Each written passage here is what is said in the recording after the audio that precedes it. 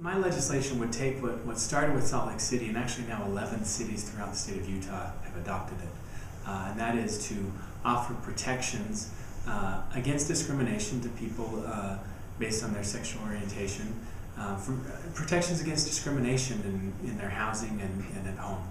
So when you think about really where we spend our time and what defines us as individuals, our workplace and our housing is really fundamental to who we are. So I think it's important that people feel comfortable in their work and comfortable in their home, that they can be who they are. Of course, be respectful of regular workplace restrictions, but be who you are and be accepted at work and at home. So it's to take the Salt Lake City ordinances that 11 cities have adopted and apply it on a statewide basis. I believe it's time to. The interesting thing about the 11 cities that have adopted it is it started with Salt Lake City, which many view as a progressive city, but it's been adopted from the north of Utah to the south of Utah, from Logan to Grand County.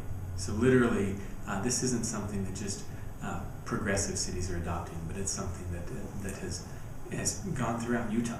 Now, the legislation certainly needs to be modified because the way that a city would do it is different than the way that a state would do it. So there's certainly some differences in how it looks, but really the substance of it is identical to what the cities have. I'm encouraging opponents and proponents of the bill to look at it and to share their thoughts. I'm willing to make changes as people think is appropriate. The bill was introduced last week, and I hope to have it in committee probably next week sometime. I'm still kind of holding back and waiting to get some feedback from people and listening to what others might say and what suggestions people might have to make it better. But I would hope to have it in committee next week. The process is very challenging. There's, there are certainly Republicans and Democrats who support enacting it on a statewide basis. There are also, there's been some talk in the last couple of years, some real threats about overturning what the cities have done, to roll back the carpet, so to speak, and to say, we don't like what Salt Lake City's done, we're going to turn it back. There's a group of senators who I'm going to put in a middle category that don't think that the state should come in and tell cities what to do, or that they should overturn the protections that Salt Lake City started. But they're not yet ready to say this should be enacted on a statewide basis.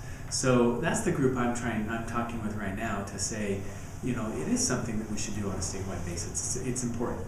And I don't know how this dialogue will come out. It may be that we pass it out of committee. It may not pass out of committee. But what I hope people understand is the dialogue is important. The discussion we're having about this is important. Even if the bill doesn't pass this year, the dialogue that we're having is important.